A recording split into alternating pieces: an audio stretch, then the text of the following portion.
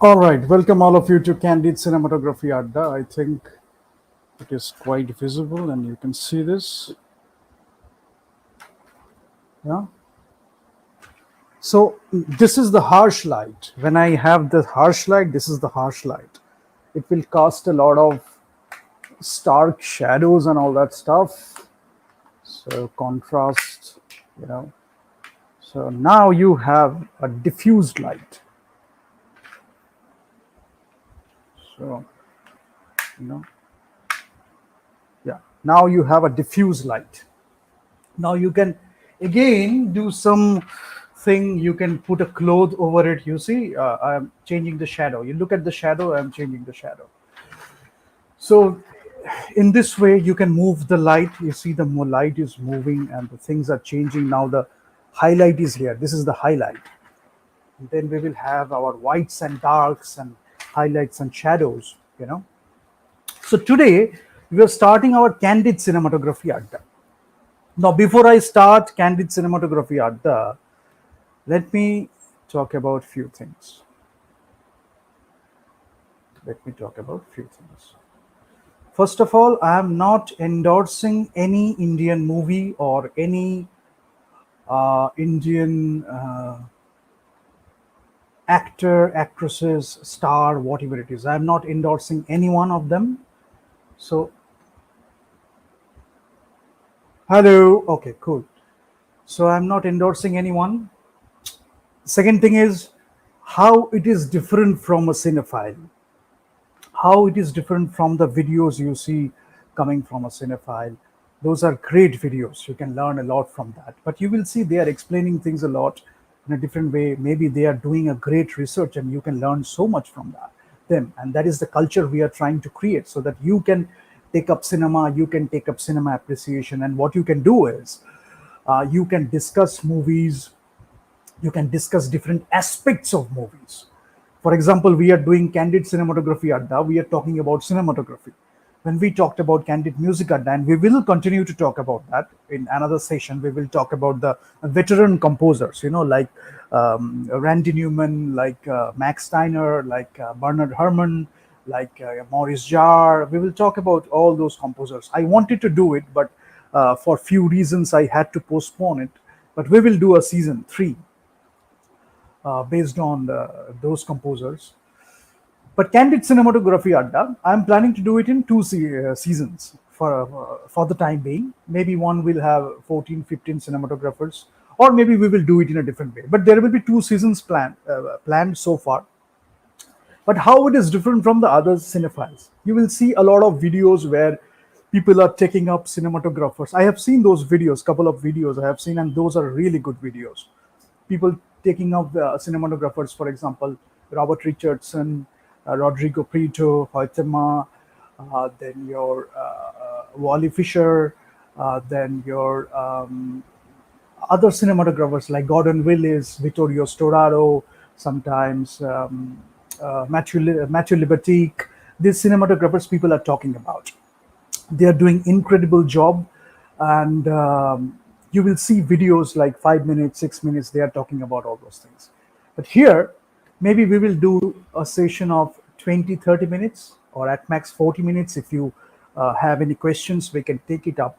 And we will talk about things in a different way because it is coming from someone who is more on the directing side, but well aware of cinematography, uh, well aware of music. So the wholesome aspect of it, cinematography, music, and the wholesome aspect of it, and a flair for festivals. So artistic movies, big budget productions, Hollywood movies, other big budget productions. So European movies, American movies, global movies. We will talk about all those things, but we are not doing any discrimination. So when we are doing Candid Cinematography Adda, that's why I did an introduction today. When I am doing Candid Cinematography Adda, obviously this is going to be very candid, because if I talk about a series on photography, cinematography, which we already have in the art and craft and science of filmmaking, we have a playlist or multi playlist. So you will go there and you will find there is a playlist of series on photography and cinematography. So there we will talk about the craft, art, and all these things. Art, shutter speed, ISO, aperture, the exposure triangle, how you are looking at the visual literacy, how you are looking at the visual language, how you are looking at forms, shapes, contour, texture, these gestalt perceptions, psychological things regarding visual arts. So many different aspects we will talk about. But we will talk about those things here too, with examples, in a different way, in a candid way, so that if you are taking up camera, it is not like that you have to shoot only wedding photography, you only have to shoot this and that kind of photography. The range can be widened, and the more you are into storytelling, it can be like you are taking a still picture, you are just using a still camera, you are using a still camera to maybe to capture the street photography, the candid moments of the street photography. You can do all those things, right? But even doing that, you have a knack for storytelling. So when you're taking the picture on the street, you have the characters, maybe animals, maybe men, maybe women, maybe different human beings, people from different ages, from different backgrounds. So you are looking at the stories. You are looking at stories from one particular person in one frame, in one picture. You are looking at a story where different people are coming together, you know. So you have a story where different characters, different people are coming together, sometimes two people, sometimes three people, sometimes more, sometimes it can be a crowd. And then from the crowd, some people are popping up, some people are attention. So how you compose a picture, how you compose a frame, how you compose it, so that you are particularly directing the eye towards certain subjects, even in a crowd. If it is a single subject, maybe you are using shallow depth of field. You have a background, it can be a black and white picture, it can be a color picture. You have a background, then you have the shallow depth of field. So what are you getting? 1.5, 1.8, 2.8, whatever you choose to do. Sometimes 1.2, depending on the amount of focus or the depth of field you want to have. And you are focusing on the face of the person. Maybe it is having some textures, wrinkles of old age. It can be anything you want to actually capture. But in the wrinkles too, you have a story, right? In the when you're looking at hand, in the lines, you have a story. When you're looking at the hair, you have a story.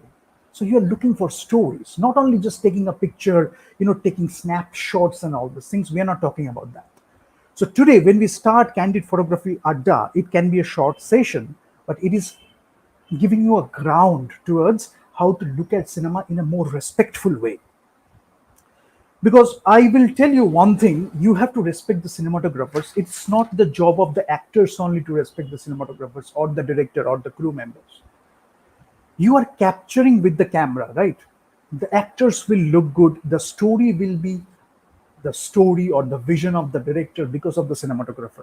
So it's a very close relationship with the director, with the actors, with the art director, production designs, art directors, production designers. Now it depends on the situation too. Sometimes different situations I mentioned today, depending on the production, depending on the producer, depending on the production house you are working with, sometimes they will try to keep the art directors and the production designers separate, so that you don't talk too much and you increase the budget of the film. That's a different thing altogether. So you're doing that, and in another scenario what you are doing is the art directors, the production designers, the cinematographers, maybe with the supervision of the director himself or herself, you are discussing together. It is not about increasing the budget, but maybe you are optimizing the budget for a better purpose. You're choosing to do certain things that can actually save the cost, but you're focusing on the storytelling from a wholesome perspective.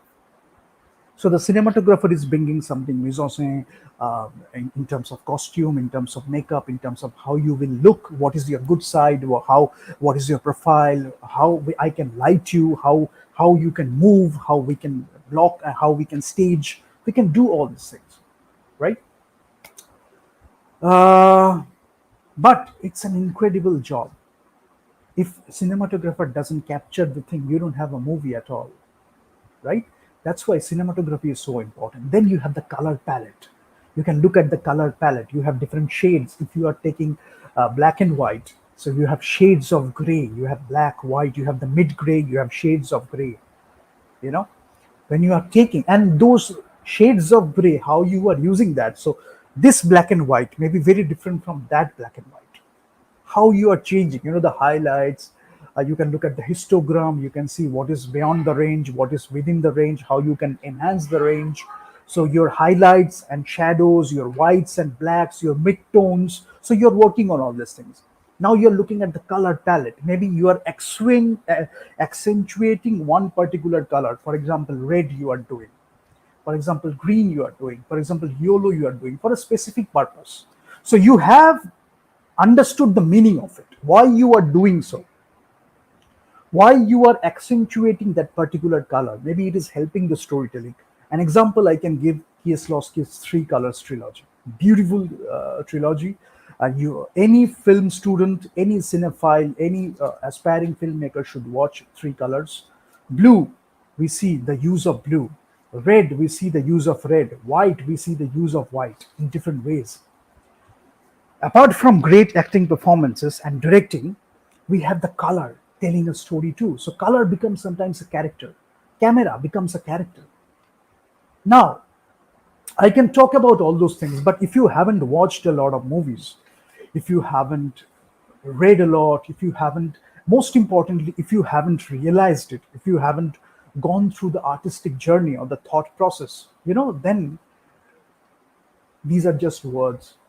Some people will come from the judgment with the judgmental attitude.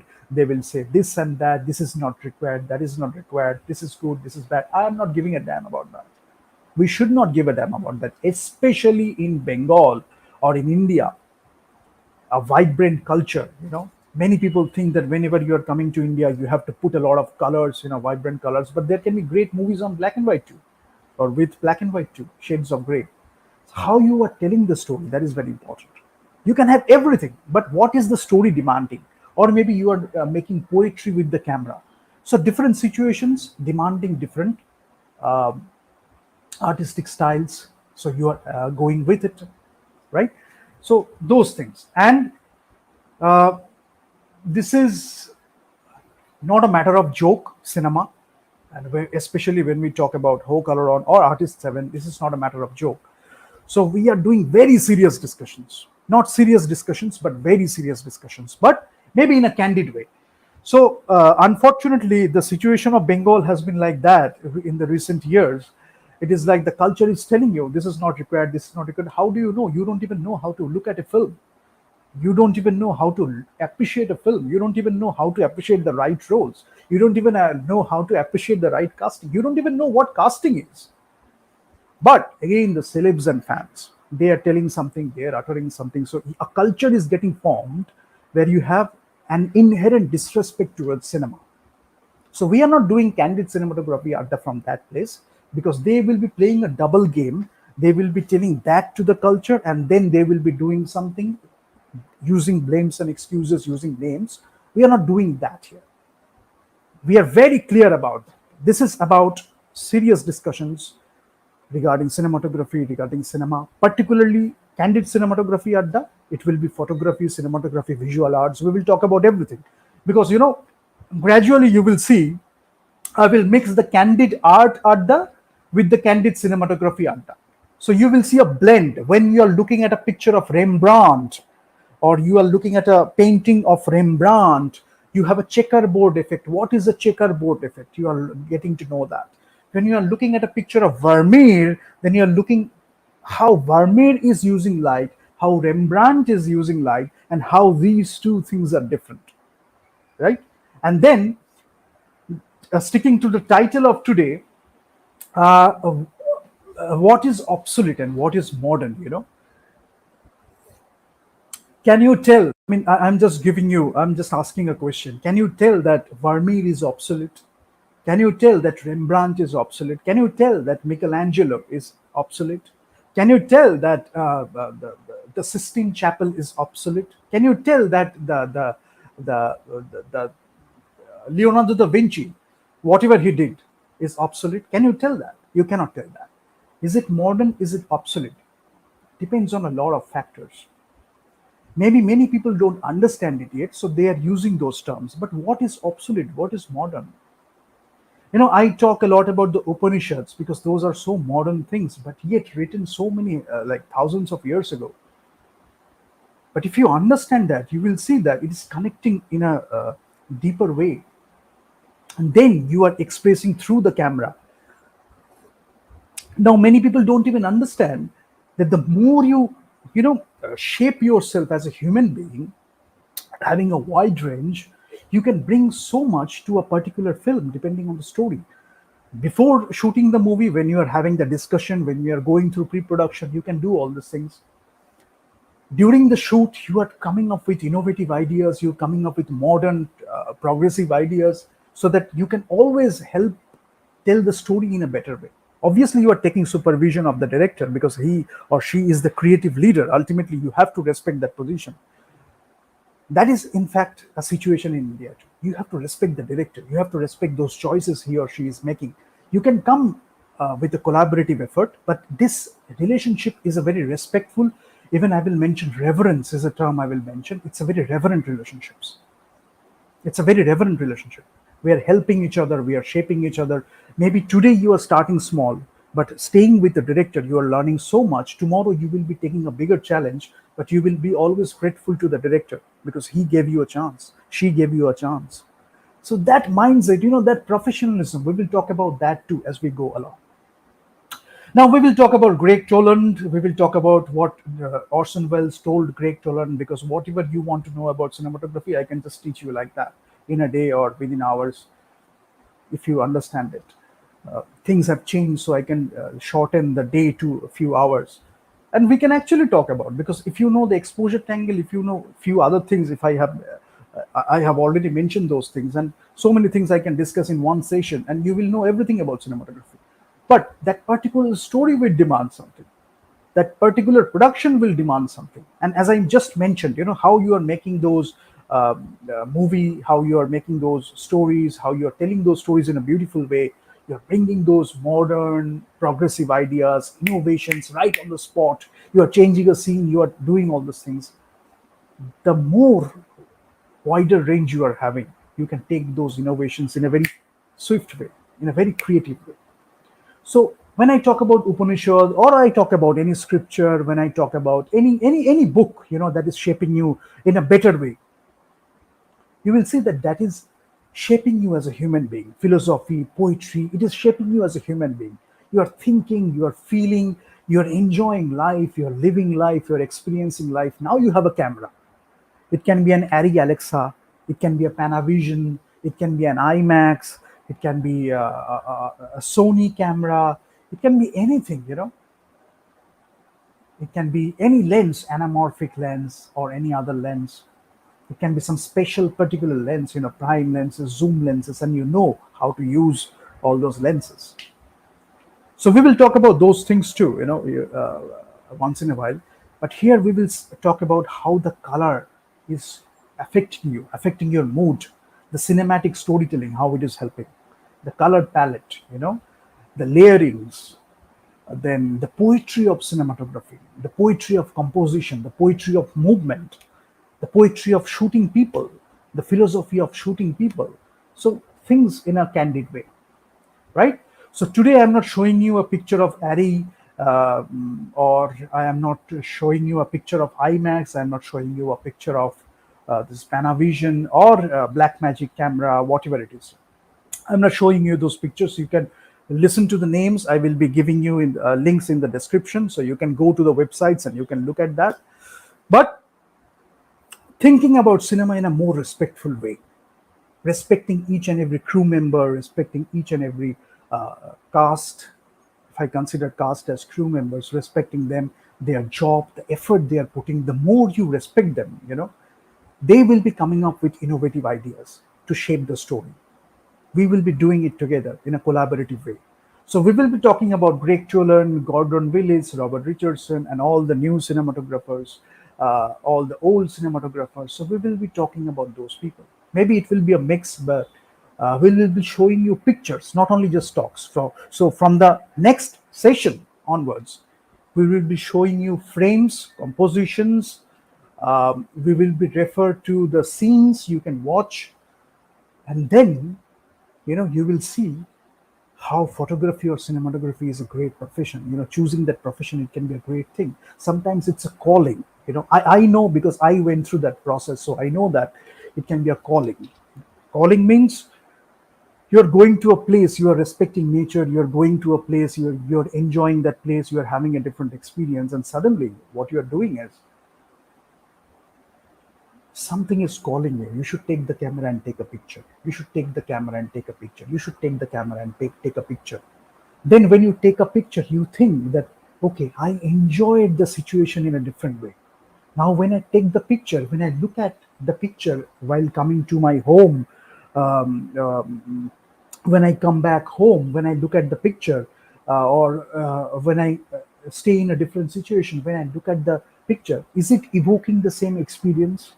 Is it evoking the same feeling? So we will talk about those things too, because occasionally you will see when you are starting out, this there can be a gap, and gradually we all have gone through that process. It's not a bad thing. How you are reducing that gap, how you are expressing yourself using the camera in a much better way, so that gradually you see you are capturing that situation, you are capturing that story, you are capturing that moment. You can be in any situation, and that moment is telling you a story in different ways, but it's not a boring snapshot.